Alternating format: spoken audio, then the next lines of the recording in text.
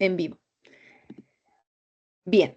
Les damos la bienvenida ahora sí, ya a las personas que se van ingresando, que están ingresando, perdón, a esta masterclass. Hoy día vamos a hablar de autismo, de barreras y adaptaciones.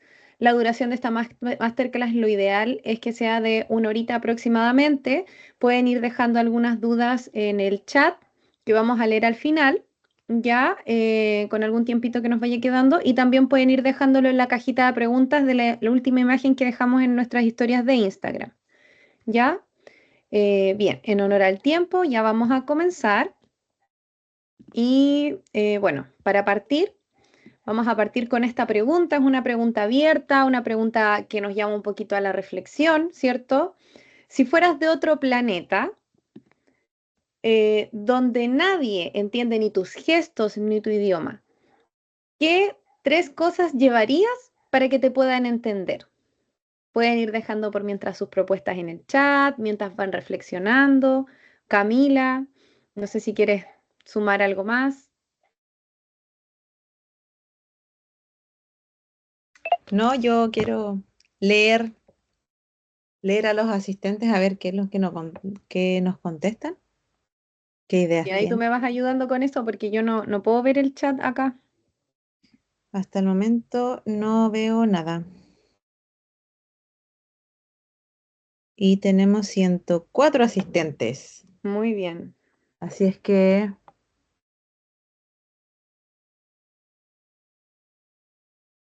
súper bien, vamos. Ahí se van sumando de a poquito. Yo no sé qué 3 cosas llevaría. Yo creo que mis manos, algún papel y un lápiz, por último, para tratar de hacer dibujitos y que me puedan entender de alguna manera lo que mira, quiero explicar. un lápiz, un instrumento musical, mira, y un ovillo de lana. Mira tú, Eh, interesante lo del ovillo. sí. Ah, bueno, eso dijo una persona y luego ya lo otro es que se escuchaba bien. Ah, genial. Dice, no comprendo porque si me di de alto con un nombre, figuro como Anonymous. Soy Tato. Sí, Hola. la verdad es que tampoco sé por qué sale como Anonymous. Mm, Quizá en los 3 puntitos puedas configurar tu nombre. Y ahí dice nuevas publicaciones, pintura, un calendario y mi teléfono Oye, también. no pensé en el teléfono y lo ocupo todo el santo día. Sí, pero bueno, parece que no era tan importante como pensaba, porque no lo pensamos en ningún momento. Has votado publicaciones recientes, ya. Carla, ¿tú qué llevarías? Yo creo que yo había pensado en lápiz, papel y mis manos, pero asumiendo que mis manos son parte de mí, podría agregar una plasticina, quizás, no sé. Pintura, un calendario. Uy, qué heavy, para no perder el Es que tiempo. igual tiene Ah, no. sentido lo del calendario porque puedes ir indicando el día al que te quieres referir. Mira, dice fotos e imágenes, también dice Anonymous, que es Tato. Celular, libros favoritos, oh, qué buena. Un plumón y una pizarra, yo pensé en eso, como que cuando cuando dijiste la frase, lo primero que pensé es como una pizarra chiquitita y un plumón. Eso fue lo Sí, primero. Bueno, dice, Tato pregunta, ¿por qué tiempo estaré en este planeta? Por la batería. Buen punto. Una lapicera y un cuaderno, una libreta, un lápiz, imágenes, hojas, celular. Ah, parece que hay más de un Anonymous. Ya, yo creo que sigamos. Ya quedó claro que todos llevaríamos al menos lápiz y papel. exactamente. En el fondo hace la referencia a que frente a un espacio, que es un poco lo que queremos hablar hoy día, ¿cierto? Vamos a hablar de barreras, pero también de adaptaciones. En el fondo, en un espacio donde no me siento parte, ¿cierto? Donde tengo barreras que me generan una discapacidad porque en el fondo no tengo cómo comunicarme, podemos tener adaptaciones. Y en este caso esas adaptaciones serían el ovillo de lana, el plumón y la pizarra, el lápiz y papel, el celular, el calendario. Ya es un poco para poder contextualizarnos de una manera más, de sensibilizarnos también frente a lo que es la inclusión como tal. Si bien hoy en día, o sea, hoy lo vamos a enfocar al autismo, las, las adaptaciones y la inclusión en general es más genérico que eso, ¿cierto? Así que bueno, vamos a comenzar entonces a lo que nos compete el día de hoy. ¿Me presento yo o me presentas tú? Ya me presento. Bueno, yo soy Camila Eguiluz Aldunate. Soy fonoaudióloga, licenciada en fonoaudiología. Tengo un magíster en neurociencias, específicamente de la educación. También un diplomado en neurorehabilitación. Yo trabajo en educación hace muchos años, entonces también me he especializado en todo lo que son programas de integración, en coordinación específicamente de programas y a través de un liderazgo que sea más bien colaborativo. También he realizado en varias oportunidades y años clases en educación superior, así es que también por ahí tengo un diplomado en docencia para la educación superior. Em, Además, certificada en gestión educativa para la inclusión. Y hago evaluaciones de neurodesarrollo, ya 2.2, PES 3 y el SPM también. Y actualmente me desempeño como coordinadora, como les comentaba, de un programa de integración. Y además estoy llevando todo lo que es el plan de apoyo emocional conductual en el colegio, donde trabajamos en conjunto con convivencia y también inspectoría en algunos casos. Ya, así que si tienen dudas más adelante o quieren saber algo sobre eso, estoy acá para responder todas sus dudas. Muchas gracias, Cami. Yo soy Carla López, soy fonoaudióloga también. Estoy cursando un magíster en educación superior porque me gusta la docencia en educación superior. Eh, Soy diplomada en intervención y rehabilitación auditiva. También tengo algunos, dos diplomados en docencia en educación superior que están cursando como el título en el fondo, todavía le falta una firma. También soy diplomada en autismo, que lo hice en Red para Crecer, que yo siempre lo recomiendo, es muy buena. Ese diplomado me gustó mucho porque no solamente se preocupa de lo teórico, sino que también de sensibilizar frente a lo que uno está estudiando. Y también soy diplomada en neurociencias, certificada también en diferentes metodologías de evaluación y terapia, pero yo me dedico más al área clínica. He tratado de picotear un poco en educación, pero la verdad es que me gusta mucho la clínica. Me acuerdo en la universidad había un profesor que siempre me decía, no, es que la fonoaudiología es fonoaudiología, no es fonoaudiología clínica o educacional. Pero personalmente yo siento que si bien uno es un profesional integral, es muy distinto trabajar en educación a trabajar en clínica. De repente igual los de clínica somos poco considerados con los profesionales de educación, exigimos más de lo que ellos pueden dar, porque en el fondo son muchos niños, porque toca hacer un trabajo igual macro. Entonces a veces uno debiese dar más apoyos desde la clínica. Así que bueno, vamos a hablar un poco en base a nuestra experiencia. Ambas también somos diagnosticadas en el espectro. Em, y con estos diagnósticos tardíos, obviamente, que se dan en este periodo. Y vamos a hablar un poco como de la experiencia tanto clínica como a nivel educativo de esta área, ¿ya? Entonces, ¿cuáles serían los objetivos de hoy? En primer lugar, visibilizar lo que son las barreras y que existen y cuáles son como las más comunes. Y proponer también adaptaciones simples y efectivas. Y la importancia final del tema es poder lograr una inclusión real y no simbólica, porque la verdad es que la inclusión está en boca de todos hace muchos años, pero todavía no logramos la inclusión real o la inclusión ideal. ¿Ya? Entonces la idea es poquito a poquito empezar a dar como más herramientas en todo ámbito y por eso también decidimos hacer esta masterclass de una manera tan masiva y de tan fácil acceso también. Vamos a lo que nos compete, ¿cierto? El autismo, muchas personas hablan de que es un trastorno, es una condición o solo lo dejamos como autista, como persona autista. ¿Qué piensan ustedes? Los quiero leer en el chat. Vamos comentando. Cambio, ayúdame con el chat, por fin, que no lo veo. Sí, la verdad es que debo decir, Carla, que hay algunos reclamos por Teams. No a Ay, todos. sí, sí. Pero aprovecho mientras que están comentando ahí un poquito sobre si es un trastorno, condición, cómo le llamamos a la persona. Em, Queremos comentar, y lo puse por ahí en algún comentario, que Zoom no nos permite tanta cantidad de asistentes, ¿ya? Así que por eso decidimos utilizar Teams, ¿ya? Pero yo creo que es una cosa de costumbre, hay que tener paciencia. Dice, el autismo pasa a ser parte de la identidad de las personas, ¿ya, Francisca? Sí, me parece. Es una forma...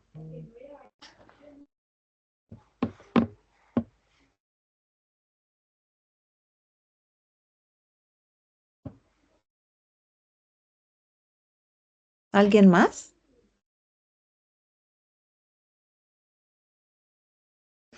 Dice así, persona autista, sí, la verdad es que eso es lo que se llama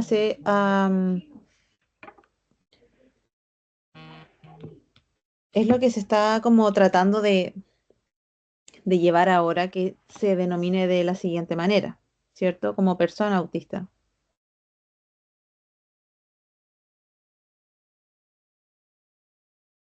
Bien, claro, como mencionan en algunos comentarios, efectivamente, o sea, tenemos el diagnóstico como tal, que muchas personas sienten como una etiqueta, pero desde el ámbito clínico y desde el ámbito educativo es necesario, o sea, para que el niño logre ingresar al PIE tiene que tener un diagnóstico. Tiene que tener su certificado, tiene que estar actualizado en sus evaluaciones. Entonces necesitamos tener un diagnóstico y cumplir criterios diagnósticos para que se le puedan brindar los apoyos en un PIE. Eh, y adicionalmente tenemos lo que es ser persona, ¿cierto? Ser comunidad y que finalmente habla de lo que es la identidad, hablando como de la identidad autista, de lo que la comunidad autista hoy en día hace un llamado a que no se les llame persona con autismo, porque finalmente no lo sienten y es todo un trabajo que hay que hacer para llegar a sentir que no es un diagnóstico, que no es una etiqueta, que no es un peso, sino que es parte de mí como persona. Por lo tanto, y es un camino tanto de autoaceptación como de que el resto, el entorno también me acepte como persona autista. Por lo tanto, se hace un llamado a hablar de autismo propiamente tal, no de la condición del espectro autista o del trastorno del espectro autista. Se hizo como toda una evolución, ¿cierto? En algún momento hablábamos de un trastorno, hoy en día bueno, después comenzamos a hablar de la condición, porque finalmente no es algo que se vaya a recuperar en algún momento, no es algo que requiera una sanación, sino que es algo que te acompaña desde que naciste hasta que te mueres, durante todo el ciclo vital y luego se comienza a transformar esto, a hablar únicamente de autismo, para que no se entienda como una enfermedad, ya como algo que está mal, sino que se entienda como parte de la identidad de la persona. Por eso es importante también, dentro de lo que es inclusión, comenzar a hablar bien y dejar de hablar de la persona con autismo, dejar de utilizar el color azul, ¿cierto? Nosotras usamos el azul porque es el color del logo, por si acaso, no es por el autismo propiamente tal, sino que es por el logo. Ya ocupamos azul y amarillo. Y porque, y también empezar a llamar a las personas como persona autista y no o lo mismo pasa, el niñito con Down, no es un niñito con Down, ¿ya? Entonces, tratar de trabajar un poco lo que es el idioma, el cómo yo hablo de las personas y de mis usuarios y de mis estudiantes, ¿ya? Algunas características comunes, no vamos a hablar de criterios diagnósticos ni vamos a ahondar tanto porque me imagino que los que están acá ya la mayoría maneja la temática. Entonces, algunas características comunes es dificultades en el procesamiento sensorial, en la comunicación social, algunos intereses específicos intensos que le llaman hiperfoco también a veces o intereses intensos y algunas conductas repetitivas que se pueden generar.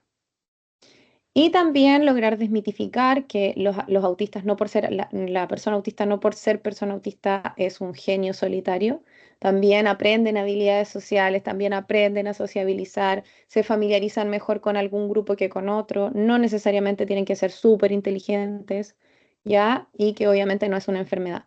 ¿Conocen algún otro mito del autismo?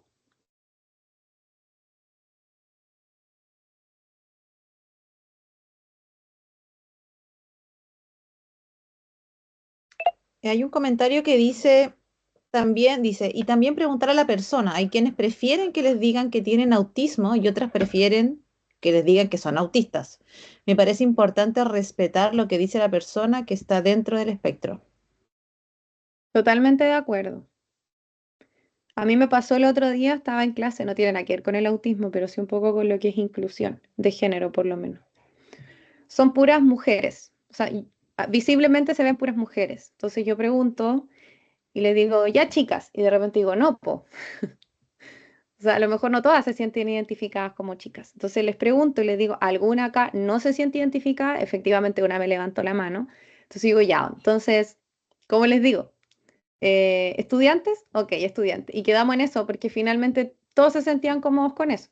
Entonces yo creo que eso es súper importante también, considerar lo que la persona necesita, lo que la persona quiere.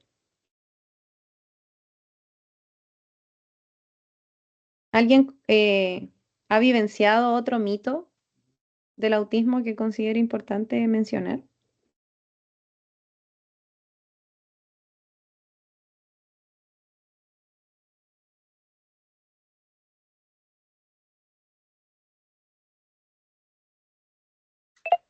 Que todos son iguales.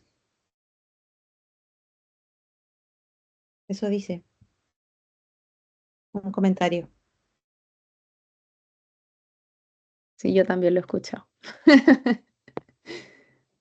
Pero no todos somos iguales, si todos somos distintos, independiente si la persona sea autista o no. Y dice que solo en hombres o que es más común. Bueno, eso es un tema. No vamos a Ujú. hablar tanto de neurobiología, pero la sensibilidad a los sonidos fuertes. Yo diría que a ciertos sonidos también, sí, hay niños que ciertos sonidos nomás le molestan y otros no les molestan tanto. Que todos odian que los toquen o el contacto físico. No sacarlos de su mundo. Sí, antes se pensaba que era como más solo en hombres, pero ahora mejorando los temas diagnósticos y el pesquisaje diagnóstico se ha descubierto que hay muchas mujeres también. Cuesta más el diagnóstico, sí, Es que las pero herramientas también están hechas para más hombres. para, pero me ha pasado por lo menos a mí personalmente que yo en el establecimiento donde trabajo hace muchos años, claro, al principio sí, se ve, evidentemente había una relación mucho más grande de muchos niños versus niñas que eran muy poquitas y ahora no, ahora hay muchas dentro del curso, se nota desde Y que eso son igual es pequeñas. súper positivo porque finalmente no hay que esperar a que sean mujeres adultas para Exacto. poder hacer el diagnóstico, sino que podemos hacer un diagnóstico más temprano y evitar muchas cosas a futuro de lo que son estos diagnósticos tardíos hoy en día en mujeres. Dice, soy mamá de dos niñas, de dos niños autistas. Les va mal en el colegio y son muy sociables. Sí, de hecho mi hijo mayor no es tan sociable. Bueno, sí, pero le cuesta un montón también. Es Y le que va mal.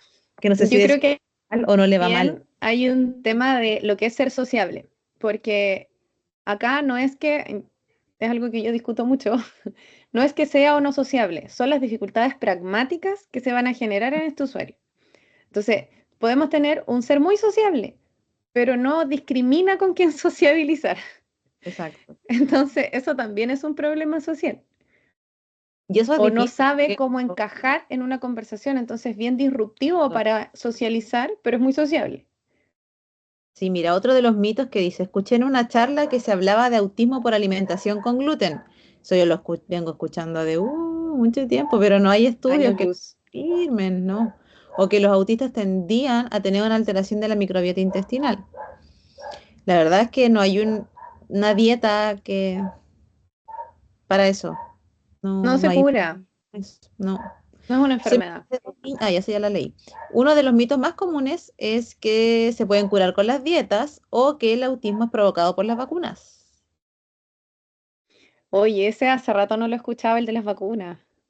No, sí, a mí, por lo menos en el colegio sí, yo todavía sigo escuchando a algunos papás que le echan un poco la culpa a eso, como el tema de las vacunas, ¿Sabes qué he escuchado yo también? Y que me llamó mucho la atención, el mercurio de las latas de sí, comida, como que no pero les dan atún. el camuflaje, mira, en niñas y mujeres es un tema importante que al final nos puede afectar de forma significativa, totalmente de acuerdo. O sea, sí, de hecho el camuflaje en las mujeres es, a mí lo que más me cuesta diagnosticar es niñas, cuando ayuda, o sea, no a diagnosticar yo, pero sí cuando hay una precisión diagnóstica o el neurólogo te deriva con A22, las niñas son difíciles de diagnosticar. Súper, hacen un demasiado camuflaje. Sigamos. Sigamos. Lo que sí me gustaría agregar como último mito es que las altas capacidades no necesitan adaptaciones curriculares. Seguimos. Ya, depende. ¿En qué Ah, sentido? Lo vamos a ah, ver más adelante, pero igual. ¿Por qué dice que no necesita adaptaciones curriculares? porque es un mito. Siempre dicen, no, pero es que es súper inteligente, no necesita adaptaciones, pero Ah, ese es el mito, sí, es verdad. sí. Ahí sí, lo entendí al revés, ok, sí, el mito. Bueno, acá tenemos una gráfica, ¿cierto?, de lo que sería una discapacidad, pero acá lo que queremos rescatar, que esta foto la saqué de Ciudad Accesible en Facebook, ellos hablan mucho de la inclusión, ¿cierto? Y de generar espacios inclusivos y que el contexto sea inclusivo. Y acá es donde volvemos al tema de lo que les conversaba antes. No es tanto la discapacidad, sino que son entornos discapacitantes. Ya, entonces tenemos la deficiencia, tenemos la barrera del entorno, la restricción de participación. Es una persona en silla de ruedas, no va a poder subir la escalera, ¿ya? Y no tiene tampoco un espacio, bueno, no se ve en la foto, a lo mejor al costado sí lo tenía, pero no tiene un espacio por donde subir, ¿ya? Donde se lo permita a su silla. Por lo tanto, discriminamos en el fondo de este contexto a esta persona por vivir en condición, ¿cierto? Y le generamos un espacio discapacitante. No es la discapacidad de la persona, ¿ya? Eso es lo que queremos ir hablando en este contexto. Ya. Bueno, en el chat hay hartas como cosas. Dice, yo siempre escucho que es por el tema del celular, el apego al teléfono. Los autistas no miran a los ojos. De hecho, hay unos que tienen un hipercontacto visual. Yo Sí. tengo pésimo contacto visual, pero tenemos otras amigas en común con Carla que son autistas y tienen un contacto visual súper potente. Así como medio intimidado. Ya, bueno, vamos a lo que nos convoca porque esto era de barreras, ¿cierto? Y adaptación. Y una definición de barreras de Asís, bueno, de Asís plantea que el concepto de barreras se refiere a todo obstáculo que dificulte o impida, ya sea en condiciones de igualdad de oportunidad y de plena participación, el acceso de las personas a alguno o algunos de los ámbitos de la vida social, que son varios. Ya no estamos hablando solamente de la accesibilidad vial, por ejemplo, sino que estamos hablando en ámbitos de salud, de educación, ¿cierto? De todo. Por lo tanto, tenemos que determinar si tenemos barreras o facilitadores, ¿ya? Por lo tanto, las barreras o los facilitadores son aquellos factores ambientales, por ejemplo, como el contexto o el colegio también, que van a dificultar o también pueden favorecer el aprendizaje y la participación de las personas y de los estudiantes, ¿ya? Eso es muy importante. Y acá tenemos, ¿cierto? Ustedes van a poder ver que tenemos acá una barrera, ¿verdad? Que son aquellos factores del contexto que van a dificultar el aprendizaje y la participación de los estudiantes versus los facilitadores que van a ser factores que tiene el contexto que van a contribuir a diversos o en los diversos aspectos del aprendizaje y de la participación. Uno nos ayuda a frenar el aprendizaje y otro nos ayuda a desarrollar el aprendizaje. Y ahí es cuando tenemos que deliberar qué barreras tenemos en educación y qué facilitadores tenemos en educación. Por lo tanto, acá tenemos barreras comunes, ¿ya? Yo voy a hablar del contexto educativo y bueno, Carla hablará del contexto social y del salud. En el contexto educativo, una de las barreras, a ver, primero yo quiero decir algo, el contexto educativo real de nuestra realidad ahora es muy exigente para las personas autistas, ¿ya? Eso es lo primero que quiero decir. Hay un exceso de ruido, de luces. Muchas veces hay falta de material visual, pero estoy hablando de material visual que sea concreto y que sirva para poder entender y comprender el entorno, porque a veces, por ejemplo, después lo voy a mostrar más adelante, hay una sala que está sobrecargada de material, por lo tanto hay una sobreestimulación visual. Y también pasa mucho en los colegios no estoy diciendo que tengan la culpa, sino que son espacios que son muy dinámicos de trabajo, o sea, para los trabajadores, pero también para los niños, ¿ya? Podemos tener, sí, hay uno trata de seguir una rutina, ¿cierto? Trata de que sea muy marcado, pero siempre pasa algo entre medio, ya no es como que siempre uno va el recreo, la clase y todo, sino que siempre pasan cosas entre medio. Entonces, ese tipo de cambios de rutina sin anticipación sí pueden provocar dificultades o se pueden tornar como una barrera. Por lo tanto, en el colegio en sí, yo agregaría la exigencia social, que lo vamos a ver más adelante, la cantidad de niños que hay, igual es importante. Ya sí, para mí sí constituye una barrera, educativa por lo menos. Y hablando también del contexto de salud, bueno, en el contexto educativo, yo igual encuentro que muchas veces puede ser falta de material visual para el estudiante, pero también coincido que hay algunas, de hecho, justo hoy día estuve en una reunión en el colegio, estuve en una sala de NT1 y yo miraba los murales y miraba tanta información y yo decía, ¿cómo procesarán todo esto los niños? Porque era demasiada información visual, era mucha. Volviendo al contexto de salud, ¿cierto? Muchas veces los médicos o los profesionales en el área de salud tienen un lenguaje muy técnico y rápido, también por falta de tiempo, porque hay dificultades. Yo la verdad es que viví, lo voy a contar así como muy, de una manera muy personal. Mi pareja es sordo, usa audífonos, tiene todas sus adaptaciones propias, tiene sus audífonos, escucha bien con los audífonos, pero nos tocó un contexto, bueno, varios contextos de hospitalización de nuestra hija. Entonces, en estos contextos, como era una UCI, había que usar sí o sí mascarilla, por lo tanto, él eso lo limitaba mucho. En pandemia igual, independiente del uso de audífonos, no lograba la lectura labial, que eso le facilita mucho la comprensión del lenguaje. Por lo tanto, muchas veces el lenguaje, o sea, las informaciones que nos daban, cuando él estaba, era complejo para él poder entender, porque uno, pasaban las rondas súper rápido, y lo otro es que estaban usando mascarilla y no lograban la lectura labial. El lenguaje técnico lo comprendía porque al igual es del área de la salud, pero esta rapidez de la información no lograba ser certera para él. Por lo tanto, yo igual hablé con el equipo y lograron adaptarse. Entonces, cuando él estaba, ellos ya se alejaban un poco, se bajaban la mascarilla o salían de la sala y sin mascarilla le daban las instrucciones a él. Ya por lo mismo, porque insisto, las barreras inclusivas son en todo contexto, si bien ahora estamos hablando de autismo, pero es para ejemplificar un poco lo que puede suceder. De repente una persona autista en el momento, entendiendo, no sé, una hospitalización o una situación propia de urgencia o algo que le esté generando un malestar, probablemente un lenguaje técnico y rápido no lo va a lograr, no es que no lo logre entender, sino que no lo va a lograr descifrar en el momento, ¿ya? Y esto puede generar emociones muy fuertes en la persona. ¿Ya? Y en este contexto quiero hablar también de las personas adultas, entendiendo que el autismo, no, como decíamos recién, abarca todo el ciclo vital. Por lo tanto, las personas adultas también pueden asistir a como todos, ¿cierto? Podemos asistir a un servicio de salud y este tipo de lenguaje quizás no nos va a facilitar mucho la comprensión de lo que está ocurriendo.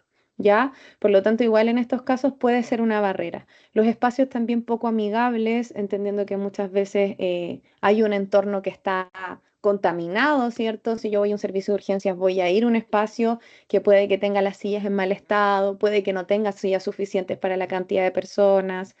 Y también a veces son un poco feos, está como escrito de una forma, siento que un poco fea, poco entrenamiento del personal, pero en el fondo yo entiendo que las personas, sobre todo las del servicio de salud y nosotros mismos que estamos acá presentes, siempre buscamos perfeccionarnos de alguna manera. Ya, sobre todo los que están presentes en este momento viendo esta charla, yo entiendo que están buscando una forma de poder participar de una manera mucho más activa, ¿cierto? Y evitando tantas barreras. Por lo tanto, a veces igual ocurre, sobre todo a veces con las personas más antiguas que quizás no comprenden mucho el autismo como tal o el autismo en personas adultas o en adolescentes. Puede que igual eso genere de repente agresiones, situaciones que hemos visto muchas veces en noticias, ¿cierto? Por no generar adaptaciones adecuadas en los contextos, ¿ya? Y en cuanto al contexto social, tenemos la típica etiqueta, el juicio, ¿cierto? De, ay, no, si no come porque es mañoso, en la cena familiar, el que le moleste tanto ruido se pone audífonos, oh, ya se va a poner esos audífonos de nuevo, es porque no quiere compartir, qué sé yo. O sea, ocurren estos juicios, estas etiquetas del fome, el aislado, el autista, antiguamente se usaba autista como una etiqueta negativa de la persona porque no quería sociabilizar, ¿cierto? Menos mal que ya no se está usando, pero en su momento se utilizaba esta etiqueta como algo negativo, ¿ya? Y eso genera obviamente que la persona que está dentro del espectro, la persona autista, se sienta mal, se sienta culpable por ser autista, ¿ya? La exigencia también de la normalidad, que es un poco lo que hablaba Camila recién, esta exigencia social, ¿cierto? De adaptarse a un entorno constantemente, de generar este masking que comentaban delante en el chat, ¿cierto? Y el aislamiento por incomprensión. En este espacio no me siento tranquilo, no me siento seguro, mejor no voy. O mejor no me junto con estas personas porque no entiendo muy bien lo que dicen, ¿ya? Entonces esto va a ir generando barreras en los entornos, en los distintos entornos y aquí volvemos a lo mismo. No es la condición, no es el ser autista, sino que es el entorno el que discapacita a la persona, ¿ya? Y por eso estamos aquí. Ya, entonces, ¿qué es lo que nosotros deberíamos visualizar o qué elementos tenemos que tener en cuenta para el análisis el análisis o para que analicemos e identifiquemos barreras y facilitadores? Lo primero que tenemos que visualizar es la participación de la comunidad educativa. Que con esto me refiero a estudiantes, a familias, a docentes, ¿cierto? Y a todos los miembros de la comunidad que colaboran, ya sea en la planificación o en la toma de decisiones, ¿verdad? Eh, y que se reconoce y fomenta la participación también de la comunidad y se establecen vías para que se puedan facilitar procesos. Ya eso es importante. De hecho, toda la comunidad, ahora las últimas leyes y orientaciones, que también vamos a hablar un poquito más adelante, no tan en profundo, pero sí les voy a comentar algunas cosas, llama a que, sobre todo dentro del área de educación, el estudiante es del colegio. El estudiante no es del PIE, no es de convivencia, no es de dirección, no es de inspectoría, es del colegio. Por lo tanto, toda la gente que trabaja en el colegio, todos los profesionales tienen que manejar em, toda la información que sea importante del estudiante, ¿ya? Otra cosa que es indispensable analizar es el desarrollo profesional de los docentes y de los asistentes de la educación. Y esto se relaciona muy bien con la necesidad de desarrollar el cuerpo docente, de los conocimientos, que se vayan actualizando también sobre metodologías, sobre estrategias, pero también sobre el marco normativo. La idea también es que vayan facilitando este tipo de capacitación, la innovación pedagógica en el aula y también avanzar obviamente en una educación más inclusiva e integral. A veces los profes como los docentes en general, obviamente hay como que se les dificulta un poquito la diversificación, ¿cierto? O la adecuación de ciertos materiales, pero a veces con la ayuda del programa de integración, ¿cierto? Uno le puede ir dando ciertos consejos o ciertos tips, o se va trabajando en conjunto para que esto se pueda lograr. Otra cosa que es importante es el uso adecuado de los recursos, de las instalaciones, y tiene que ver con los equipos de los colegios. Se debe analizar constantemente ya sea los retos educativos que surgen y los recursos, ya sean de materiales o recursos humanos, ¿ya? Que se van a requerir para abordar todas las necesidades que podamos detectar en el establecimiento. Otra cosa importante es el sentido de comunidad, ¿ya? Y para esto la institución o el colegio debe contar sí o sí con lineamientos, con objetivos que sean comunes y que generen un sentido y un sentido también de pertenencia de la comunidad. O sea, yo tengo que sentir que pertenezco a ese lugar, a ese establecimiento, ¿ya? Por lo tanto, esto va a contemplar la participación, la apropiación, la co-construcción de un proyecto educativo institucional, porque a partir de este proyecto educativo institucional, yo voy a poder utilizar recursos para poder implementar en el colegio los planes formativos o los planes de afectividad. En general, cuando trabajamos en educación, no nos hacemos muy presentes o no buscamos tanto sobre protocolos y los protocolos siempre tienen que estar. Sí o sí, por ejemplo, en la página del colegio tienen que estar todos los protocolos, ya sea desde el plan de seguridad hasta el plan de afectividad, el plan de inclusión, y tenemos que empezar, incluso el PME, entonces tenemos que empezar a empaparnos un poquito de eso.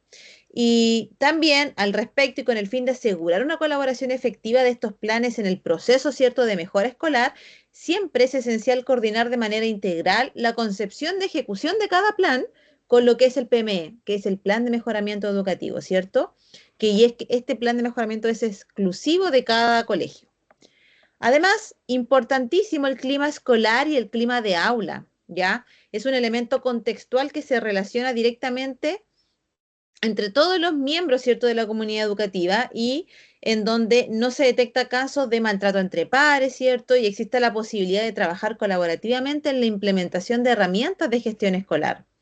Otra cosa es el currículum de calidad, ¿ya? Y para esto las lecciones o todo lo que yo voy a hacer tiene que prepararse de manera anticipada, ¿ya? Y se van a incluir diversas actividades que deben fomentar una participación más activa del estudiante, así como también se pueden emplear materiales didácticos, se va a considerar la diversidad, brindando apoyo adicional a todos los estudiantes que lo necesiten. Recuerden que ahora el ingreso a aula es cada vez más frecuente, incluso no solamente de educadoras diferenciales, sino también de asistentes de la educación como fonoaudiólogos o psicólogas que pueden entrar a trabajar a aula común. Y creo que se me queda la gestión del tiempo y la dirección escolar. Respecto a la gestión del tiempo, es relevante, sí o sí, mejorar esta gestión durante el tiempo de clase, siempre adaptándose a las necesidades y a los intereses de todos los estudiantes. Los obstáculos incluyen, por ejemplo, la falta de puntualidad para iniciar una clase o las interrupciones frecuentes, ¿cierto? Y respecto a la dirección escolar, sí o sí la dirección tiene que mostrar un fuerte compromiso con la institución, con los docentes, con los estudiantes, tiene que poseer muchas habilidades técnicas, ¿cierto? Para que se pueda desempeñar su función de manera colaborativa y es la dirección escolar la que debe guiar procesos de transformación y estos procesos de transformación tienen que ir sí o sí a promover la inclusión. ¿Ya? Entonces, desde arriba, desde la cabeza, desde nuestro como jefe, es de donde tiene que hacer toda esta bajada del área inclusiva de los colegios. Por lo tanto, barreras comunes o exigencia del contexto educativo. Yo a veces dudo un poco, yo siento que sí hay barreras, pero para mí personalmente el sistema escolar hoy es muy exigente para una persona autista. Yo he tenido la oportunidad de ver niños que pasaban años sin desregularse y ahora de la nada comenzamos con desregulaciones sensoriales, ¿cierto? Y tiene mucho que ver con la exigencia social y sensorial. Ya hay una exigencia sensorial, hay mucho ruido, mucho ruido en general en los colegios y no estoy hablando solamente de una exigencia sensorial auditiva, sino que también, como decía Carla, visual, ¿ya? La exigencia social, la cantidad de niños que hay, estamos hablando de colegios particulares subvencionados o municipales, ¿cierto? Donde hay una exigencia social importante en el aula, ¿cierto? Hay muchos niños y la verdad es que las salas muchas veces no son tan espaciosas para tener 35 o 40 niños en aula. La carencia también sensorial, porque a veces pasa que hay dos extremos, o hay mucho estímulo sensorial o no hay nada de estímulo sensorial, ¿ya? Y la carencia de flexibilidad. Muchas veces los contextos educativos también son un poco rígidos eh, y dependiendo de los profesores también hay cierta rigidez, ¿ya? Siempre estamos como muy pendientes y yo sé que porque obviamente exige de continuar, de que tenemos que cumplir un currículum, ¿cierto? Cumplir objetivos y esa carencia de flexibilidad también constituye una barrera.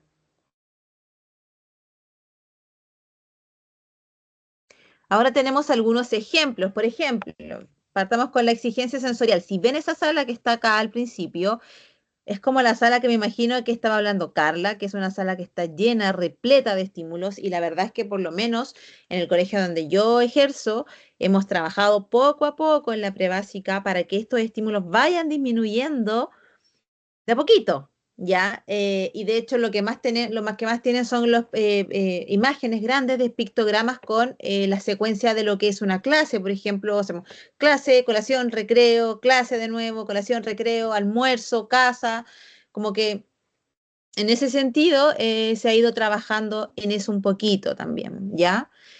Con harto horario visual, pero a ese tipo de estimulación nos estamos refiriendo. Ahora sí, en algún momento sí hubo una sobreestimulación visual de la sala, ¿ya? También exigencia social, lo que yo les comentaba, ¿cierto? La cantidad de niños que hay en la sala para una persona autista sí es un poquito complejo, ¿ya? Y lo otro es el extremo, en la carencia o la falta de búsqueda, de la oportunidad de búsqueda, porque hay niños que son muy buscadores sensorialmente y necesitan estar parándose o tocando mucho, ¿verdad? O sintiendo mucho el registro, ¿cierto? Sensorial hace que sea necesario esta búsqueda sensorial. Y para eso hay estrategias también, hay facilitadores, pero también hay barreras, ¿ya? Y por ejemplo, si yo tengo en una sala que los chicos están muy apretados, silla con silla, mesa con mesa, poner una banda elástica, usar un cojín, es más complejo. Ya nosotros tenemos estudiantes incluso que están sentados en pelotas de pilates, ¿ya? Pero sí, eso todo depende del contexto de la sala, de lo grande que sea, de cuán separados estén los chicos de los puestos, ¿cierto? Carla, ¿puedes avanzar? ¿Quieres tú comentar las adaptaciones efectivas? Y yo quería comentar un poquito respecto a lo anterior, que muchas veces dentro de lo que es la sala, yo creo que hay que priorizar lo que es funcional, ¿cierto? O sea, yo voy a pegar un letrero ya, pero ¿cuál es la funcionalidad de este letrero? O de este pictograma, o de lo que sea que quiero compartir visualmente. Y eso muchas veces se mantiene todo el año ahí. Por lo tanto, igual los estudiantes pierden un poco la atención de ese estímulo en particular por lo mismo, ¿ya? Pero lo importante es eso, entender un poco lo que es la funcionalidad de este. Por lo tanto, si pierdo el interés o si tengo tanto estímulo que me estresa, no está siendo funcional, ¿ya? Entonces yo creo que igual ahí es donde uno tiene que empezar a generar ese cambio. Algunas adaptaciones efectivas puede ser a nivel sensorial, tratar de mantener una iluminación suave, que en una sala quizás es mucho más difícil, pero, pero en un entorno, por ejemplo, de una sala de procedimientos, uno puede bajar la iluminación, ¿cierto? En otros contextos sí es más fácil lograr esa adaptación. En el caso del uso de auriculares también aislantes de ruido, también es una buena opción poder utilizarlos, pero ahí ya depende de las necesidades y de los deseos también de la persona autista o la persona que esté dentro del espectro, porque esta persona en el fondo es quien decide si quiere utilizarlos o no y qué tan significativo va a ser utilizarlos, ¿ya? Porque puede que sensorialmente molesten, entonces igual ahí hay que ir buscando una opción adecuada. Y también generar algunas zonas de pausa sensorial donde puedan buscar regulaciones. Las salas a veces tienen mucho lo que son em, las cajitas, ¿cierto? Como cajitas de regulación, tienen como diferentes estrategias. A nivel comunicativo, los apoyos visuales, en caso de que se requieran, no siempre son requeridos. Yo siento que cada vez se utilizan menos, o sea, como que cada vez se pierde un poco más el apoyo visual, entendiendo que lo ideal es como un multiapoyo, ¿cierto? Tratar de dar un lenguaje claro y directo y el tiempo de procesamiento. A veces, como les decía adelante, a veces como las instrucciones son tan técnicas y tan rápidas, la verdad es que como persona autista quizás no logro interpretar lo que realmente me quieren decir o me asusto más de lo que significa, porque necesito una explicación, ¿ya? y puede ser como persona autista o como persona neurotípica. Ya a nivel social, anticipación de actividades, que yo creo que es algo muy relevante no solamente en los estudiantes, sino que también en las personas adultas. Lograr anticipar las actividades es muy, muy importante porque no genera cambios disruptivos en la rutina, ¿ya? Y eso también afecta mucho el ánimo y la emocionalidad de la persona. Los espacios predecibles que van de la mano, ¿cierto? Espacios de contención, espacios de confianza, de seguridad y las transiciones que son muy necesarias. Si yo sé que va a ser un cambio muy abrupto, tengo que hacerlo paso a paso.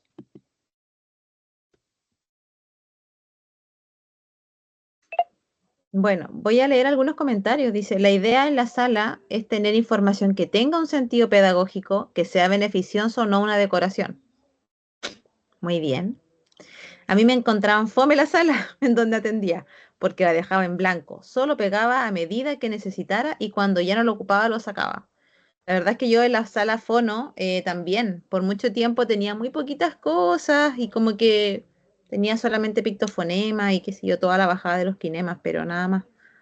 Aún se forma, también dice, aún se usa de forma negativa, ¿cierto? Lo que pasa es que los colegios hacen adecuaciones desde el adultocentrismo y no comprenden la perspectiva del niño que está con múltiples experiencias sensoriales y hay una sobrecarga, ¿verdad? Como lo habíamos ya comentado anteriormente con Carla. Bueno, como ya casi finalizando, ¿cierto? Vamos a hablar un poquito de lo que es gestión curricular y pedagógica y a partir de qué nacen estas adaptaciones, ya sean como en el ámbito educacional. Y la verdad es que la ley 21.545, que es la llamada ley TEA, es una ley no que viene a derrogar otros decretos ni a poner pie encima a leyes que ya existen anteriormente o decretos u orientaciones o circulares, sino que viene como un apoyo, como un complemento, por ejemplo, al decreto 83, al 67. Y cuando hablamos de esto, hablamos de adecuaciones, ¿cierto? De adecuaciones curriculares, de un reglamento, de evaluación. Y lo que pasa es que en el decreto 83 se hablaban de adecuaciones solamente hasta niveles básicos.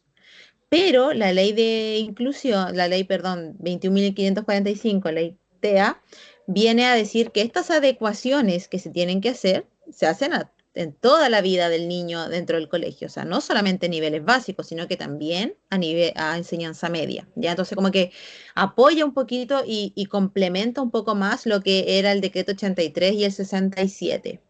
Ahora bien, también tenemos actualizaciones del decreto número 170, que es un decreto que nos rige en el colegio para que pueda tener un programa de integración y que los estudiantes puedan recibir un apoyo pedagógico, y esto es muy importante porque es de carácter pedagógico, para que puedan alcanzar objetivos del currículum nacional. Esa es como nuestra función dentro de un colegio, ¿ya? Espérenme que justo alguien publicó. Sí, también nos pasa, y la verdad dice, bueno, mi hijo es autista y está en plena adolescencia, cuando el equipo pide le quiero ayudar con alguna dificultad, él se enoja, quiere hacerlo solo, es muy complicada esa etapa. Bueno, yo la verdad es que ahí sugiero, también nos pasa porque tenemos niños que son, o sea, adolescentes que son más grandes y pasan por esta etapa de decir, ok, no, pero es importante que él, sí o sí, alguien del programa va a tener un poco más de contacto o de apego con él, ¿ya? Y estos chicos que nosotros atendemos eligen, literal, eligen la persona que quieren que los acompañe en los procesos, ¿ya? Ahí es importante eso, como que ver con quién generó el vínculo, porque sí o sí en algún momento tiene que haber generado un vínculo con una educadora, con la fono, con la terapeuta, con la psicóloga, y a través de esta persona se pueden ir trabajando las áreas pedagógicas. Al menos eso es lo que nosotros hemos logrado, ¿ya?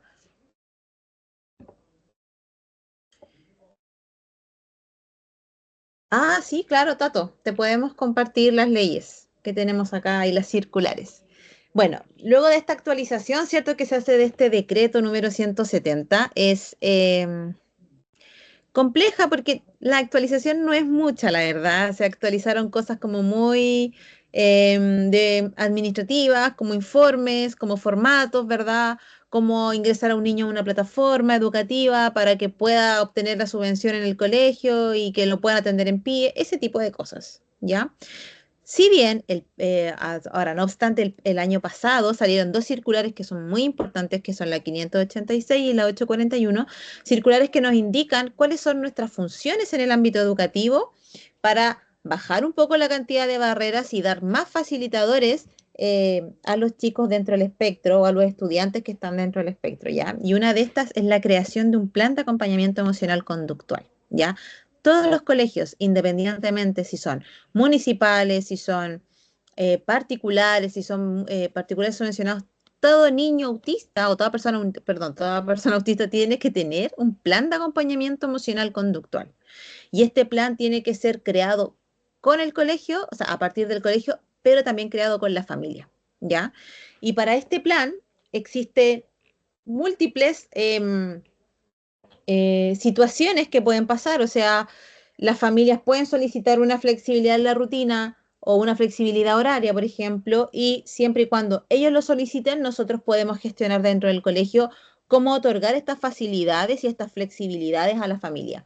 Cuando hablo de flexibilidad horaria, hay chicos que prefieren ir media jornada o retirarse a las 12 y volver a las clases de la tarde, o no ir toda la jornada, toda la semana, nos ha pasado. O sea, hay familias que nosotros, en realidad el colegio tiene que entregar esa flexibilidad, ¿ya? Lo que no se puede hacer es que nosotros solicitemos a la familia, como que, oiga, tiene que, el chico, o sea, el estudiante tiene que venir menos tiempo porque no. Nosotros siempre tenemos que esperar que de la familia nazca el hecho de que, ok, quiero tener esta flexibilidad porque mi hijo en realidad se fatiga demasiado, ¿ya? Y la flexibilidad en la rutina es, por ejemplo, y eso tiene que estar todo en este plan. Por ejemplo, yo tengo estudiantes que antes de entrar a la sala, sí o sí, tienen que darse una vuelta al patio. Entonces, eso es una flexibilidad en la rutina, ¿ya? Porque este estudiante no va a ingresar inmediatamente a la sala, va a dar su vuelta y luego ingresa. O es un estudiante que a lo mejor en ciertas ocasiones no está dentro de la sala, sino que va a una sala más pequeña a hacer una prueba o a hacer una guía. O se fatiga mucho dentro de sala, entonces buscamos el espacio más cómodo para él para que pueda realizar alguna actividad. Todas estas cosas son flexibilidades en la rutina. Por ejemplo, en el colegio donde trabajo yo, tengo en educación física, eh, en general el profesor le gusta mucho salir, ya como que los lleva a otros lados, a otros polideportivos, para que los niños vean otras cosas, tengan acceso a otras canchas, pero también tenemos chicos que dicen, ok, yo no quiero hacer eso, yo me siento vulnerable, me siento incómodo, prefiero quedarme en el colegio haciendo otro tipo de trabajo. También se puede llegar a un acuerdo con eso, ¿ya? Y además este plan de acompañamiento, nosotros lo vemos mucho más profundamente en otro curso que tenemos que se llama Autismo en Contexto Escolar. Pero es un plan que tiene que tener muy delimitado la cantidad de fases que puede tener un niño en una desregulación, cuáles son las manifestaciones comunes que presenta ese estudiante y qué estrategias voy a usar en cada fase para ese estudiante. Es un plan que es individualizado y por eso es un plan que debe ser creado con la familia. Ya eso es muy importante. Eso, no sé si tienen alguna duda o quieren hacer algún comentario.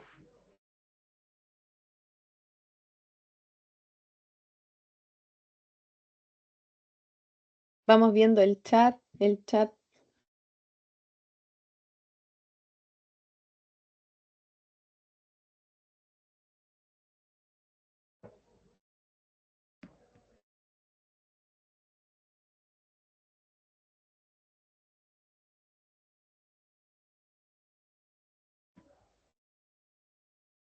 No me aparece nada. Ya. Antes de finalizar, les queremos mostrar un estudio de caso, ya como para poder poner un poquito en práctica, ¿cierto? Todo lo que hemos conversado durante este tiempo. Habla sobre un estudiante de cuarto básico, asiste a colegio regular con PIE, es autista y TDA mixto. Ya posterior a un acto escolar, se desregula y mientras busca regulación con elementos en sala, le grita a una compañera porque lo hostiga durante este proceso, es decir, se está regulando, la compañera lo molesta durante este intento de regulación, él grita y posterior a ello, por gritarle a su compañera, viene otro estudiante, también autista, justiciero, ¿cierto? Porque hay algunas personas autistas demasiado empáticas, y en defensa de su compañera lo golpea, ¿ya? ¿Cuáles serían las barreras acá? ¿Qué adaptaciones? ¿Cómo proceder? El cómo proceder yo creo que es algo más complejo. Yo creo Mm. que es algo que da para ya para esta capacitación que mencionaba Camila, que es una certificación muy buena de autismo en contexto escolar, en donde una de las docentes también es una psicóloga de convivencia escolar, muy buena también. Pero ¿cuáles son estas barreras? ¿Por qué ocurrió esto? ¿Qué creen ustedes que pudo haber afectado en esta situación? Los leemos en el chat. Dice todo ok. Yo vengo del plano artístico y me interesa mucho cómo abordar estos casos. Dice, ¿puedo pedir acortar la jornada para el año escolar completo en el liceo? Solo me aceptaron la primera semana. El horario puede pedirlo. Sí, sí puede pedirlo. Si tiene un diagnóstico dentro del espectro, tienen que flexibilizar la jornada si ustedes lo piden. Y en el caso de que el apoderado, o sea, ahora, igual siempre nosotros lo vemos con, obviamente, con unidad técnico-pedagógica porque la idea es que no se pierdan tantas clases. Por lo tanto, sí siempre se pueden hacer ciertas como fusiones de ciertas asignaturas y también se pueden hacer trabajos aparte que haga en casa, porque si hay una fatiga, sí, sí se puede pedir, ¿ya? Ahora bien, si siguen insistiendo como que no, que no, que no, siempre pueden apoyarse por un profesional externo y un certificado del neurólogo que lo vea que lo ve en control o de la psicóloga que lo ve en control. Dice, si dentro del PAEX se incluyen elementos o recursos sensoriales, ejemplo, conjunción sensorial, audífonos, canceladores de ruido, la verdad, no, eso no está normado. No está normado si lo da la familia o el colegio. Lo primero es pedírselo a la familia. ¿Por qué? Y acá quiero entrar, no en una discusión, pero sí quiero hacer énfasis en algo, ¿ya? Los niños que están dentro, o sea, todo niño que tenga un diagnóstico, pero vamos a hablar específicamente de personas autistas o de estudiantes autistas, tienen que tener controles neurológicos al menos una vez al año, ¿ya? Y se los digo porque yo, que trabajo en colegio, he presenciado que muchos de los niños que tengo en programa de integración, el único control neurológico que tienen es cada 4 años cuando va la neuróloga al colegio, que es lo que a nosotros nos piden, ¿ya? Para volver a ingresarlos a plataforma. Y lo que está llamando sí a hacer el ministerio, y esto fue en una capacitación que yo hice el año pasado en un webinar para coordinadores de pie, es que el programa le vaya entregando a la familia los formularios de salud, porque la familia tiene que hacerse cargo de llevar a los niños a controles. Independientemente si va a un consultorio, si va al hospital, si va al CDT, a donde vaya. Tienen que llevar a los controles porque tienen que tener controles. Por lo tanto, pese a que esto no esté normado de que o se hace cargo el colegio o se hace cargo la familia, sí en un principio nosotros tenemos que intentar que la familia sea la que se haga cargo, ¿ya? Porque es algo que no solamente va a usar en el colegio. La idea es que lo use para diferentes contextos, ¿ya?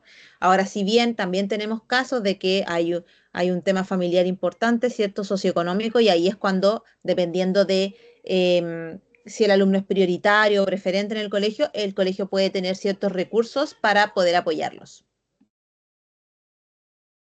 Ya. Dice, exacto, siempre respaldado por un profesional de la salud.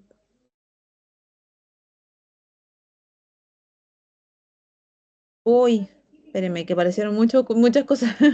Dice, las barreras serían el exceso de estímulos en el acto escolar y además que no haya posibilidad de un espacio seguro de regulación.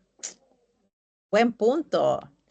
Tato, ¿cómo fue concebido el acto escolar? La sala donde se autorregula es aislada y permite que él no sea molestado, siempre respaldado por un profesional.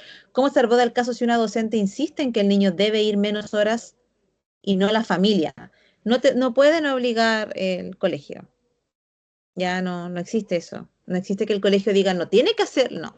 A menos que, a menos que esté dentro del plan de apoyo individual pedagógico por un tema atencional, ya que en el fondo el periodo de atención del pequeño, del estudiante dure demasiado poco como para que esté en la tarde o porque a lo mejor el periodo atencional solo dura cierto tiempo, entonces tenemos que favorecer el aprendizaje en ese tiempo, en el fondo, ¿ya? Puedes, incluso ahí sería muy difícil que el colegio lo diga así como que tiene que hacerlo, no, siempre va a ser una sugerencia. No se puede abordar así como que no puede ser nunca una imposición por parte del establecimiento. En el caso de eso, no sé cómo decirlo, pero deberían asesorarse o consultar en superintendencia, porque no se puede hacer, ¿ya? Demasiada estimulación, ruido, muchos alumnos durante un acto, bien, durante un acto, de hecho, pasamos a los actos, yo les recomiendo, si alguien trabaja acá en educación, utilizar orientaciones para los actos. Nosotros usamos eso, orientaciones para los actos. Hay ciertos pequeños que van al acto y cuando haya ciertas situaciones de SOS, ok, va personal especializado y los llevamos a un lugar más tranquilo y hay chicos que de cajón no van, o sea, ellos no participan en los actos y tienen otras actividades recreativas también mientras se da el acto. Eh, Sí, yo lo voy a buscar, lo voy a mandar. Vamos, yo creo que vamos a hacer una carpetita y les podemos compartir un poco de información. Vamos a compartir el documento de la prevalencia, ¿ya? Es importante, dice, que el niño está acompañado en el momento de crisis por protección ante cualquier eventualidad. Bien, es complejo desde un inicio si igual buscaba cómo regularse con elementos de la sala porque no tenía algo a mano. Bien, o un espacio propicio para eso. Y ahí vamos a la sala de la calma, ¿cierto? Sala sensorial. Igual es esencial el manejo de información y maneras de buscar buena convivencia escolar. La baja flexibilización en ir a un acto, bien. Un sitio de sala adaptado para las desregulaciones, muy bien. ¿Qué utilizan para evaluar a los alumnos con SEA? ¿En qué sentido? ¿Pautas fonoaudiológicas, pedagógicas? Ahí si me puedes contar un poquito más. Yo creo que Mm, hace referencia, yo creo que es una duda muy común de las pautas estandarizadas. Porque no ya. se le puede aplicar un TEPRO, no puedes aplicar O un... sea, de que se puede, se puede, O sea, pero sí. sí o sí en el informe tiene que decir como que fue tomado para tener una referencia en el fondo, porque en realidad no Exacto. existen desviaciones estándar Ujú. para ese tipo de diagnóstico. Sí, yo siempre le digo, si es en el área fonoaudiológica, yo siempre le digo a mi estudiante, si el niño lo puede rendir, aplíquelo, para que tenga una referencia, pero en el informe sí o sí tiene que ir que esto fue aplicado por una referencia. Lo demás sí o sí son pautas informales, incluso puedes crear tu propia pauta, ¿ya? Ujú. La adaptación sería recursos sensoriales en el acto, modificar la rutina, muy bien. Exceso de estímulo. Ya, por ejemplo, es importante, no lo dice la ley, pero sí es importante que el colegio ahora cuente con salas que le llaman sala de la calma. Nosotros en este caso tenemos terapeuta ocupacional, así que esa es nuestra sala. Em, pero no todos los colegios cuentan con eso, ¿ya? Ahora bien, va a depender mucho del tipo de desregulación que tenga el niño y de cómo hagan el proceso y el plan de apoyo, porque hay casos en los que nosotros ni siquiera retiramos al niño de la sala para ir a la sala, o sea, a la salita de terapia. Nosotros retiramos al curso, porque no podemos sacar al niño, ¿ya? Y porque es más complejo. Entonces, dependiendo de eso, se van haciendo hartas cosas, modificaciones.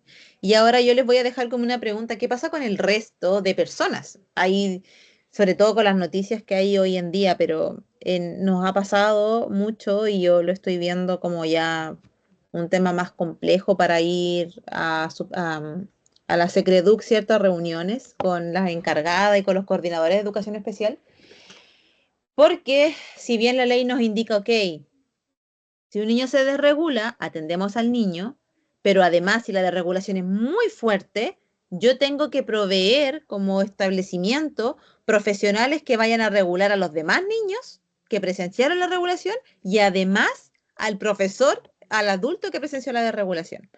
Eso lo podemos hacer. Ya no todos los colegios, porque no todos cuentan con la cantidad de psicólogos que tienen ciertos establecimientos.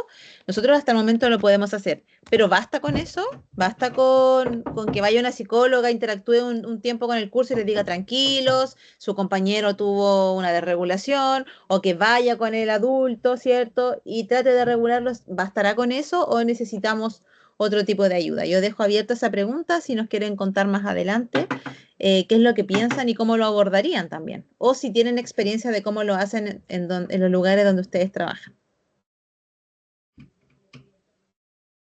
Sí, yo eso mismo quería comentar en esto, porque por ejemplo acá, claro, se menciona a los estudiantes, pero no se menciona a los adultos que estuvieron presentes en estas Mm. desregulaciones, porque no fue solo uno, sino que hay otro también que no logró contenerse, ¿cierto? Y también hay un efecto un poco de provocación, por otro lado, yo creo que hay varios aspectos que también tienen que ver un poco con la educación y sensibilización que se hace al grupo curso, y que yo siento que también es algo que se ha trabajado mucho a nivel educativo. em, es algo que se está haciendo mucho, sobre todo con los estudiantes autistas. El que los otros compañeros logren entender qué es lo que está ocurriendo dentro de lo que les permita entender, ¿cierto? Acorde a las edades de cada uno. Y al mismo tiempo, protocolos, yo creo que aquí los protocolos de convivencia también hay que considerar, ¿cierto? En el cómo proceder. ¿Qué pasa acá? ¿Qué pasó? ¿Qué hago? ¿Sanciono? ¿No sanciono? ¿Cómo interactuar, ¿cierto? Con estas personas dentro de esta desregulación. Pongo el caso más que nada para que se logre poner en práctica un poco realmente lo que son estas barreras, que son barreras que existen en lo cotidiano a nivel educativo y en lo cotidiano a nivel general. Es cosa de uno mismo. Recuerdo mucho cuando hice el curso de PEX. Recuerdo mucho algo que comentó Aranza en su momento, que era ella quien dictaba los cursos. Contaba que le ocurrió una situación donde ella fue a un restaurante y en el baño habían dos señaléticas, una luna y un sol. Entonces ella decía, ¿a dónde voy? ¿Cuál es el baño para mí? Entonces dice, bueno, yo soy brillante como el sol, voy a entrar al baño del sol. Después le preguntan al garzón, ¿cierto? Y el garzón le dice, el sol, la luna. Entonces, la luna era para las mujeres y el sol era para los hombres. Pero era algo tan difícil de descifrar que en su momento para cualquier persona hubiera sido una barrera. Y lo fue en este momento. O sea, ella claramente entró equivocada al baño equivocado.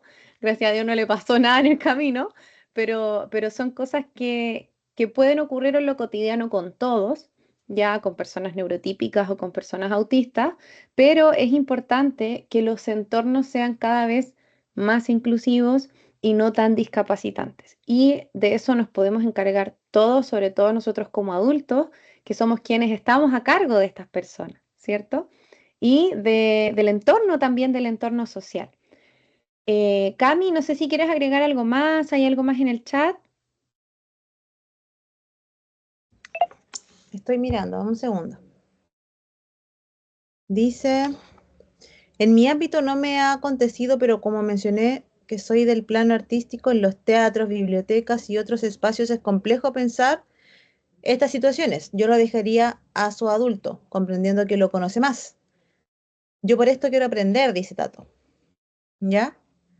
Y otra persona decía que una adaptación son los materiales que tiene el estudiante para poder regularse. También hay que pedir, hay que solicitar un poco, siempre dependiendo del estudiante, con qué materiales puede regularse y con cuáles no.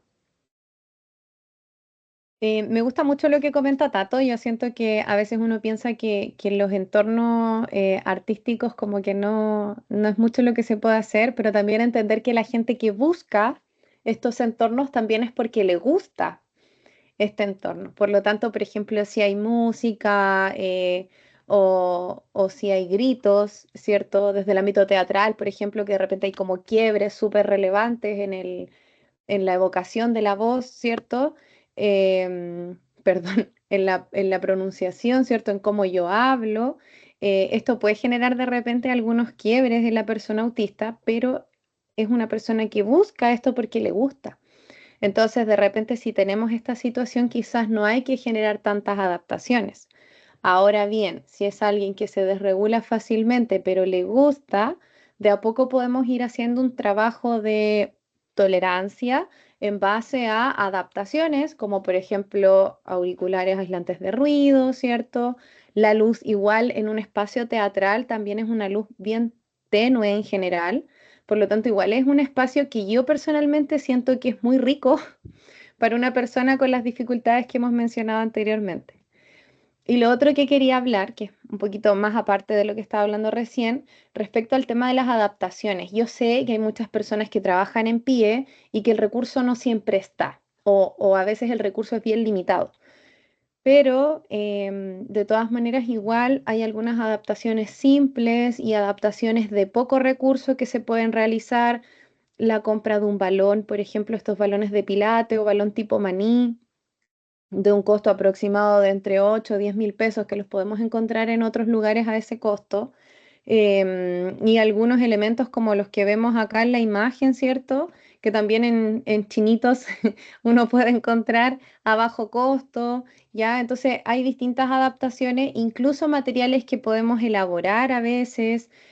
Una plasticina, a veces una plasticina es suficiente para distraerlo un poco de lo que le está molestando y concentrarlo en una actividad que le agrade, una caja de fideos, ¿ya? Que obviamente no es trabajo sensorial una caja de fideos, pero a veces, en algunos casos, sirve para captar atención en otros aspectos, el trasvasijar, a algunos les gusta mucho, les agrada el ruido que hacen los fideos al ser trasvasijados. Entonces, a veces hay cosas que están al alcance, que se pueden hacer a muy bajo costo, ¿ya? Porque yo entiendo que a veces una sala ocupacional es mucho pedir para algunos colegios, ya sobre todo en los colegios estatales. Entonces, a veces este tipo de adaptaciones se pueden ir haciendo de a poquito, armando equipos de a poquito, quizás tener algunas cajitas en la sala, tener una salita pequeñita donde puedan irse estos estudiantes a contener en casos como por ejemplo un acto escolar, o tener una salita de clases donde puedan asistir. A veces ocupan hasta la misma salita del pie. Sí. Mira, acá dice Domi, bueno, voy a leer algunos. Dice, es compleja la situación sobre abarcar a quienes presenciaron la desregulación, pero yendo más allá, quizás también educar a la familia, porque según edad también, los niños generalmente cuentan todo y la familia de la ignorancia pueden comentar o decir cualquier cosa sobre el estudiante autista y ese comentario lo llevará el alumno al resto del curso. Y es fundamental, y acá yo entro en un ámbito súper importante porque siempre nos centramos, y algo que yo ya propuse en el colegio, nos centramos también mucho en trabajar con el estudiante autista, con la familia del estudiante autista, pero no trabajamos ni hacemos una sensibilización completa a la otra familia. O sea, lo que a nosotros nos pide el ministerio es decir, ok, en el mes de la sensibilización del autismo, que es abril, el colegio, y esto para que lo sepan, todos los colegios deben lanzar una circular que diga que son un colegio inclusivo. Todos, durante los primeros 2 meses del año. Es obligación. Aparte de eso, no exigen nada más. Ya, y obviamente ahí la matrícula que no se puede, como uno no puede decir que no, sino que es por la ley de inclusión. Pero aparte de eso, no, nada más. Entonces, estamos como un poco al debe en el trabajo de los demás, de las demás familias, ¿ya? Ahora, dice otro, me gustaría saber qué piensan las zonas de calma en diferentes espacios, si bien son espacios de regulación, terminan siendo una zona exclusiva y aislada del resto del área, ¿ya? Sí, es como un Fantasilandia, ¿ya? Por lo menos depende de los que tenemos la suerte de tener una sala de terapia con vestibulador, con trepadores, ¿cierto? Con harto cojín sensorial, con pelotas de pilates, con la piscina de pelotitas. Cuando tú tienes una sala de Teo bien equipada, pero además tienes un buen terapeuta que sabe cuándo usarlo y cuándo no, es mejor.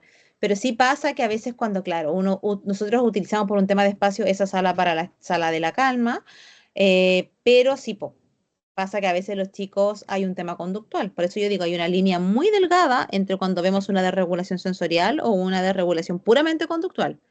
Entonces, porque quieren ir a la sala, porque quieren ir al vestibulador, o sea, hasta yo me gustaría estar ahí.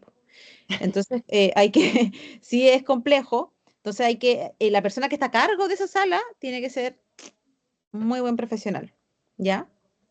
Exactamente, Y, yo creo que ahí es sí, súper importante marcar la línea de la diferencia entre que es una sala de regulación versus una sala de juegos.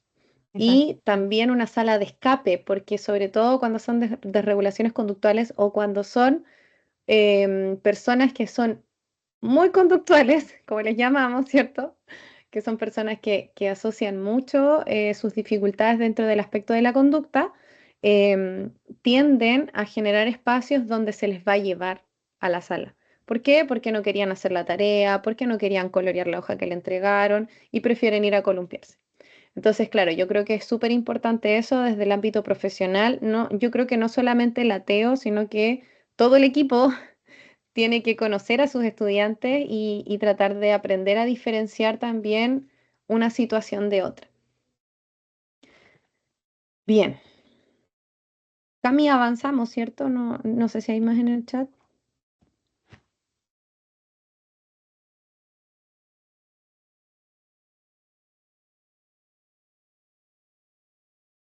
Bien, continuando, les queríamos dejar una invitación, ¿cierto? Como les comentábamos, tenemos esta certificación en autismo en contexto escolar, está con disponibilidad de acceso inmediato, está con 30% de descuento, el costo es de 50.000, está con 30% de descuento a 35.000, a todo hasta el mes de abril, ¿ya? Por todo este mes hasta fin de mes. Y tenemos también otras certificaciones en atención temprana y en evaluación e intervención temprana en el autismo, y también tenemos nuestro diplomado, también con descuento hasta fines de abril, de coordinación PIE y actualización del decreto 170. Les dejamos la invitación abierta para quienes quieran participar. Aprovechamos este espacio, ¿cierto?, para compartir nuestros cursos y les dejamos la invitación abierta a seguir. Ay, me equivoqué, perdón, dejé mi Instagram, pero el de abajito, este es el de la OTEC, ¿ya? Ahí pueden estar revisando todas nuestras capacitaciones que vamos compartiendo. Nuestra idea es seguir haciendo algunas gratuitas y algunas a bajo costo para poder colaborar con alguna causa en particular, a beneficio en el fondo. Y por eso les dejamos la invitación para que puedan seguirnos en redes y puedan ir viendo nuestro contenido, a ver si otra vez surge alguna capacitación que sea de su interés de manera gratuita como la de hoy. Ya agradecemos mucho la participación, agradecemos mucho sus consultas, sus comentarios. A mí me gusta mucho que la gente participe. Siento que nos da un espacio de conversación, de diálogo que es muy importante y relevante en estos espacios, ¿cierto?, de inclusión. Y por mi parte les doy muchas gracias por estar, por compartir con nosotras, y damos por finalizada la jornada de hoy. Cami, no sé si quieres compartir algo más. No, solamente quería decir que el diplomado de coordinación PIE lo hago yo. Así que si tienen alguna duda o quieren acceder, es bueno, vamos a aprender harto. Eso. Sí, la verdad es que tenemos harto contenido, los cursos son de alta calidad, contamos con certificación Sense como TEC, así que todas nuestras capacitaciones son eh, muy, muy buenas y de calidad, ¿ya? Y con profesionales de la más mejor calidad, diría nuestro amigo Zafrada. ¿Ya? Muchas gracias nuevamente. Cualquier cosita les comenté ahí en el WhatsApp, de que se va a enviar este link ya. Una vez que subamos la clase, lo voy a compartir. Que estén muy bien. Muchas gracias por acompañarnos en un horario que yo me imagino que para muchos es de descanso. Espero haya sido provechoso para ustedes. Y eso, muchas, muchas gracias. Hasta pronto. Adiós.